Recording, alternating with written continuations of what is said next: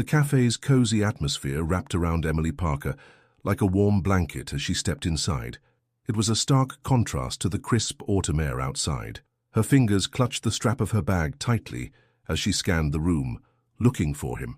Daniel, the man she'd been chatting with online for months. Today was the day they'd finally meet in person. Her heart thudded as her eyes darted across the sea of tables. "Blue shirt, corner table," she whispered to herself, repeating his description like a mantra. The nerves that had been building all morning bubbled up again. What if he didn't like her? What if he wasn't what she'd imagined? Worse, what if she wasn't what he'd imagined? There, she spotted him, or at least someone who matched the description. A man in a crisp blue shirt sat at a table near the window, his attention focused on a tablet in front of him. Emily hesitated, smoothing her skirt and willing her legs to move forward. She took a deep breath and approached. "Hi," she said, her voice trembling slightly. "Daniel?" The man looked up, his deep blue eyes locking onto hers. His features were sharp, his demeanor calm yet commanding. For a moment, Emily was taken aback. He was different from how she'd pictured Daniel. But then again, online profiles didn't always capture reality. "No, I'm not Daniel," he said after a beat, his lips curving into a faint smile. "But if you'd like to sit, you're welcome." Emily blinked, her cheeks flushing with heat. "Oh, I'm so sorry. Wrong table." She moved to step away, but his voice stopped her. "Wait, why don't you join me for a moment? Unless, of course, you're in a rush to find the real Daniel." There was something in his tone, amused, curious, that made her pause. Embarrassed but too flustered to argue, she nodded and slid into the seat across from him. "I really shouldn't," she said, her hands twisting nervously in her lap. "I'm supposed to be meeting someone. And yet, here you are," he said with a playful lift of his brow. "I won't keep you long. It's not every day a stranger sits at my table." Emily couldn't help but smile at his light-heartedness. "I guess that makes two of us having unusual days." The man set his tablet aside, giving her his full attention. "So what brings you here? Besides mistaking me for someone else, of course." "It's—" Emily hesitated, unsure how much to share with a stranger. "Just a meeting. Someone I've been talking to online." "Ah, the infamous online meeting," he said, his voice tinged with humor. "A brave endeavor. How long have you been talking?" 3 months, she replied. "It's the first time we're meeting in person." "That explains the nerves," he said, his gaze steady but kind. "And the mistaken table." Emily laughed softly, the tension in her shoulders easing. "It's not exactly how I imagined things going." He leaned back in his chair, studying her for a moment. "Life rarely goes as planned. Sometimes the unexpected leads to better things." His words lingered in her mind as their conversation unfolded. She couldn't quite understand why, but there was a warmth to his presence that felt oddly familiar. They talked about everything and nothing, her favorite books, his thoughts on travel, the little quirks of cafe culture. Time seemed to slip away, and for a moment she forgot about Daniel entirely. It wasn't until her phone buzzed on the table that she was jolted back to reality. She glanced at the screen, her heart sinking. A text from Daniel read, "I'm here. Blue shirt, back corner. Where are you?" Her stomach twisted in guilt. She had been so caught up in this unexpected conversation that she'd completely forgotten about him. "I'm so sorry," she said abruptly, standing up. "I didn't mean to take up so much of your time. I really need to go." The man stood as well, his expression unreadable. "No need to apologize. I enjoyed the detour." "Thank you," she said, her voice sincere, "for, well, everything." "Perhaps we'll cross paths again," he said, a hint of something she couldn't place in his tone. He extended his hand and she shook it, noticing the warmth of his grip before quickly retreating. Emily hurried across the cafe, her cheeks burning as she approached the correct table. There he was, Daniel, just as she'd expected. He greeted her with a warm smile, and she apologized profusely for being late. But as they settled into conversation, her thoughts kept drifting back to the man she'd left behind. When she glanced back toward his table, it was empty. Only a half-finished cup of coffee remained, the imprint of his presence already fading from view. Emily doesn't yet realize that the stranger she just met will soon become a pivotal figure in her life and her career. What lies ahead will change everything. Emily adjusted her bag strap nervously as she stepped into the bright, modern offices of Crestwell Industries on Monday morning. The weekend's events still played on a loop in her mind, leaving her both unsettled and distracted. She couldn't stop thinking about the man she'd accidentally met at the cafe. There was something about him, his sharp yet kind eyes, his confident but approachable demeanor, that lingered in her thoughts far longer than she wanted to admit. But now wasn't the time to dwell. Emily had started her new job just a week ago, and her priority was proving herself. She was lucky to have landed this role. The competition had been intense, and she was well aware of how coveted even entry-level positions were at Crestwell. It was her first step toward a better future, away from the financial struggles that had marked most of her life. As she made her way to her desk, Emily glanced around the bustling office, marveling at the sheer size and sophistication of it all. Everything about Crestwell screamed success, from the state-of-the-art workstations to the panoramic city views through the floor-to-ceiling windows. It was a far cry from the tiny shared apartment she returned to each night. "Good morning, Emily," a cheerful voice called out. It was Sophie, her desk neighbor, and the closest thing to a friend she'd made so far. Sophie had been with the company for 2 years and had taken Emily under her wing since day one. "Morning, Sophie," Emily replied, forcing a smile. "You okay?" Sophie asked, tilting her head. "You look a little preoccupied." Emily hesitated.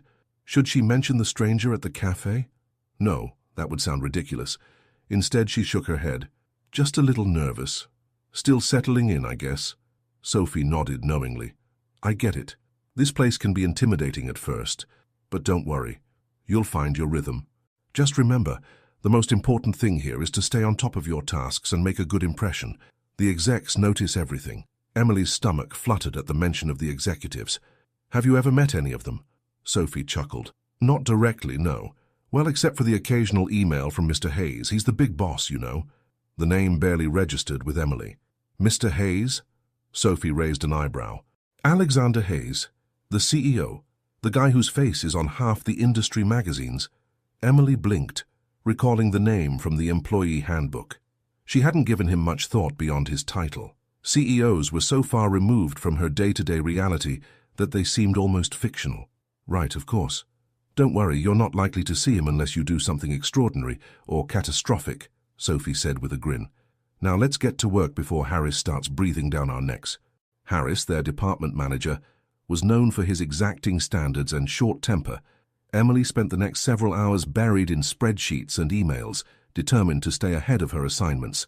By the time lunch rolled around, she felt more at ease, the familiarity of routine settling over her like a comfort blanket. Still, the memory of the cafe encounter refused to fade. She found herself stealing glances at the corner of the office, where a group of executives had gathered for a brief meeting. One of them, a tall man in a tailored suit, caught her eye, his presence radiating the same quiet confidence as the stranger from the cafe. But it couldn't be him, could it? Shaking off the thought, Emily turned back to her work. She was here to focus, not chase daydreams. 2 days later, Emily was summoned to a last-minute meeting. The email had been brief. "Join us in conference room B at 10:30. Bring your current project updates." It wasn't unusual, but the lack of detail left her uneasy. Sophie noticed her fidgeting and offered a reassuring smile. "Relax," Sophie said. "It's probably just Harris wanting to check in. You've been doing great. He won't have anything to complain about." Emily nodded, though her nerves refused to settle. She arrived at the conference room a few minutes early, clutching her notebook tightly. To her surprise, the room wasn't empty. 2 senior managers were already seated, along with a man whose back was turned to her. He stood near the window, his tall frame silhouetted against the cityscape. "Good morning," Emily said quietly, taking a seat. The man by the window turned at the sound of her voice, and Emily's breath caught in her throat. It was him, the man from the cafe. For a moment, the world seemed to tilt on its axis. She stared at him, her mind racing. What was he doing here? And why was he in this meeting? Before she could process any of it, one of the managers spoke. "Emily, this is Mr. Hayes." The words hit her like a freight train. Mr. Hayes? Her stomach churned as realization dawned. This wasn't just some charming stranger. This was Alexander Hayes, the CEO of Crestwell Industries, the man who held her entire career in his hands. Alexander's expression remained unreadable, but there was a flicker of recognition in his eyes. He extended a hand to her, his voice calm and professional. "Emily, it's a pleasure to meet you formally." Her mouth went dry as she shook his hand, struggling to maintain her composure. "Mr. Hayes, I didn't realize that I'm the same man you mistook for someone else at the cafe," he said, a hint of amusement in his tone. Emily's cheeks burned. She couldn't believe this was happening. "I'm so sorry about that. I had no idea." "There's no need to apologize," Alexander interrupted smoothly. "It was a memorable meeting. Now let's focus on the matter at hand." The rest of the meeting passed in a blur. Emily did her best to present her updates, but her mind was a whirlwind of emotions. Every time she glanced at Alexander, she felt a mix of embarrassment, awe, and something she couldn't quite define. He was calm, confident, and entirely in control, as though their encounter at the cafe had been nothing more than a passing curiosity. But for Emily, it had been more. And now, knowing who he really was, the memory of that day felt even more surreal. After the meeting, Emily returned to her desk, still reeling. Sophie noticed her pale face and leaned in. "Hey, are you okay? You look like you've seen a ghost." "I'm fine," Emily lied, her voice shaky. "It was just an intense meeting." "Welcome to Crestwell," Sophie said with a laugh. "You'll get used to it." But Emily wasn't sure she would. How could she, when the man she'd shared an unguarded moment with was not just a stranger but her boss? And why did she feel such a pull toward him, despite knowing how impossible it was? The rest of the week passed in a haze of work and self-reflection. Emily threw herself into her tasks, hoping to distract herself from the tangled mess of emotions inside her. But every time she saw Alexander in the office, or even thought of him, her heart skipped a beat. And then, on Friday afternoon, an unexpected email arrived in her inbox. From Alexander Hayes. Subject: "Follow up, Emily. I'd like to continue our discussion from earlier this week. Please meet me in my office at 4:00. Best regards, Alexander Hayes." Emily stared at the email, her pulse racing. What could he possibly want? Had she done something wrong? Or was this about the cafe incident? The possibilities swirled in her mind, each one more nerve-wracking than the last. By the time 4:00 rolled around, Emily felt like she was walking to her doom.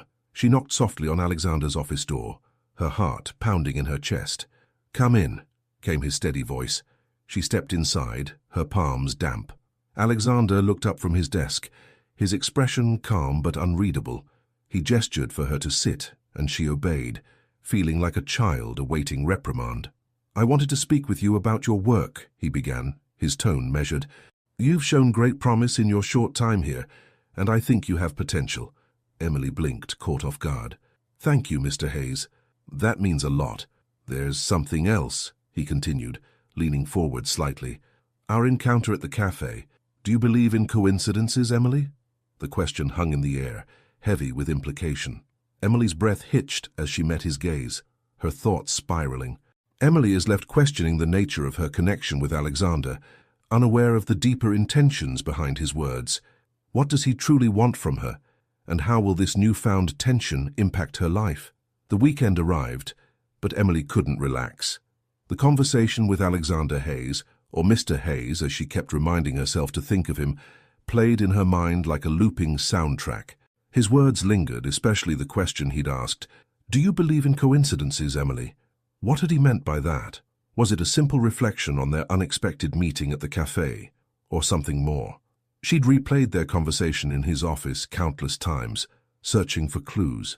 Though he'd maintained a professional demeanor, there was an undercurrent of something else, an interest or curiosity she couldn't quite place. Desperate for clarity, Emily decided to throw herself into her work. If she could focus on excelling at her job, maybe she'd stop thinking about him altogether. But when Monday morning rolled around, the universe had other plans. Emily was organizing files in the shared workspace when Sophie burst in, her excitement palpable.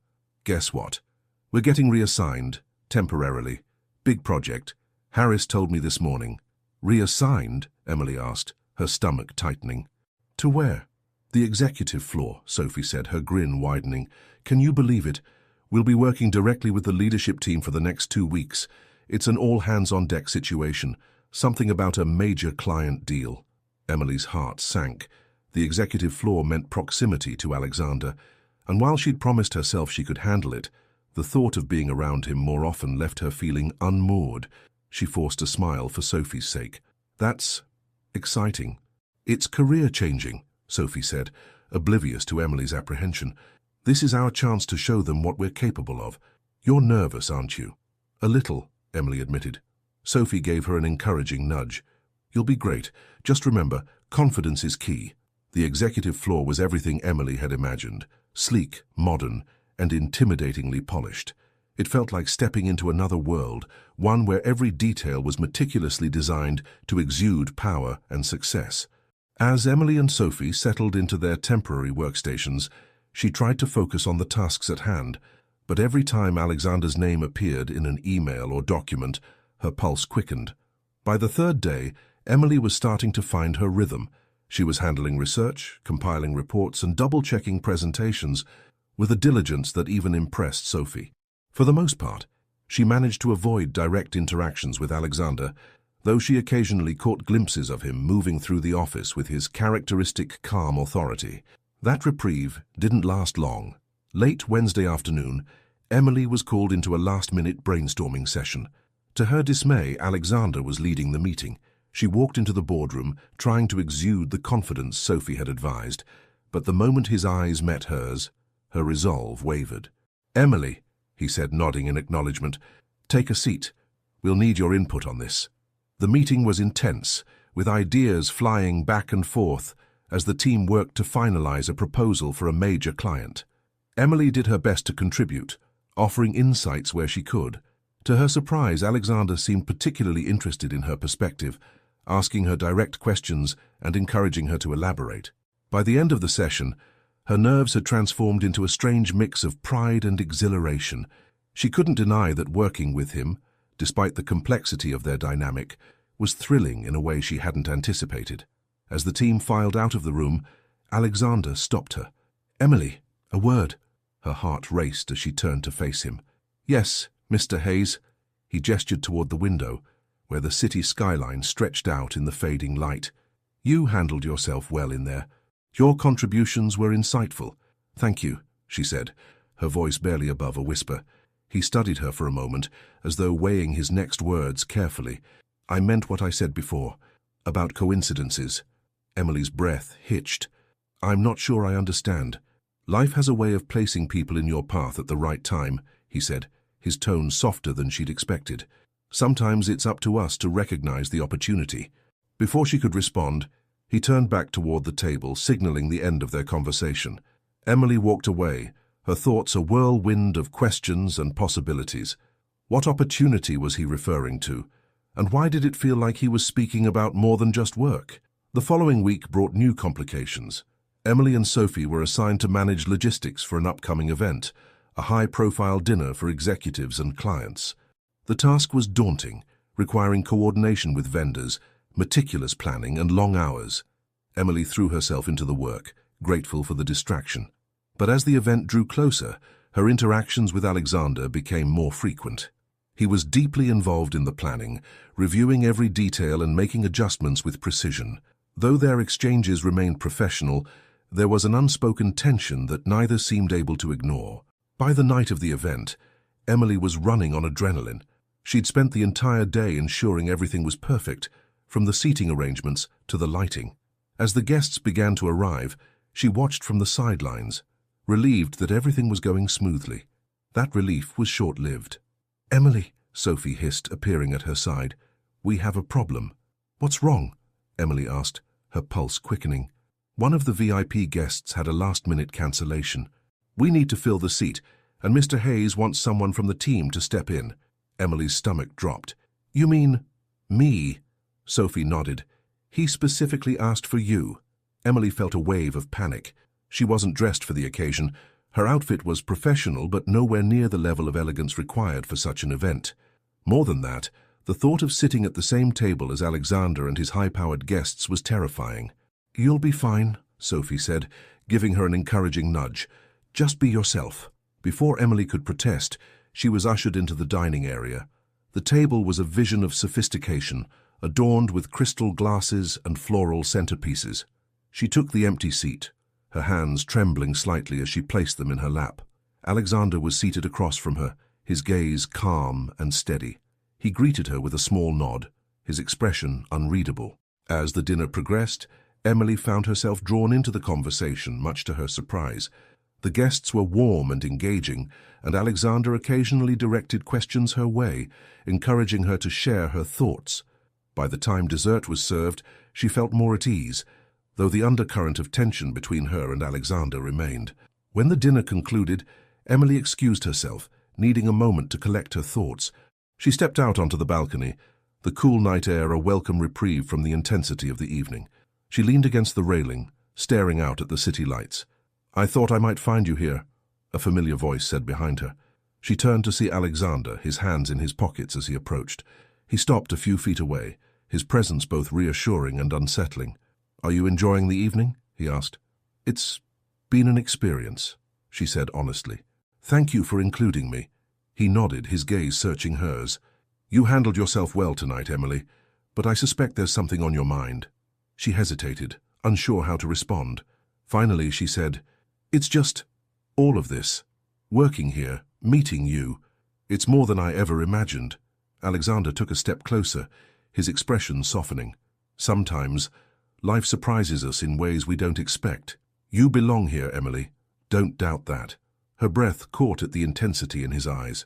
For a moment, it felt like the rest of the world had fallen away, leaving only the two of them standing on that balcony. But the spell was broken when Sophie appeared, her voice breaking the silence. "Emily, there you are. We need you inside." Emily turned back to Alexander, her cheeks flushing. "Excuse me," she said quickly before hurrying away. Later that night, as she lay in bed, Emily couldn't stop replaying the evening in her mind. The way Alexander had looked at her, the things he'd said, it all felt like a puzzle she couldn't quite piece together. But one thing was clear: whatever was happening between them, it was far from over, and deep down, she wasn't sure she wanted it to be. The tension between Emily and Alexander is undeniable, but their growing connection is fraught with complications. How far is Alexander willing to go to explore what's unfolding between them, and what will Emily risk in return? The days following the dinner event passed in a blur for Emily. Though she returned to her usual tasks, the memory of that evening lingered, vivid and all-consuming. The look in Alexander's eyes on the balcony had been more than professional. It was personal, layered with meaning she couldn't decipher, but couldn't forget. Emily tried to push the moment aside, reasoning that she'd misread the situation. Alexander Hayes was her boss, the CEO of one of the most prestigious companies in the city. There was no place for anything beyond a professional relationship. Yet, despite her best efforts, thoughts of him crept into her mind at the most unexpected times. She replayed their conversations, his subtle glances, his calm confidence, and the way he seemed to see something in her that even she struggled to recognize. That Friday, Emily received an email from the executive office. It was a meeting request for Monday morning, Alexander Hayes' office, 9 a.m. sharp.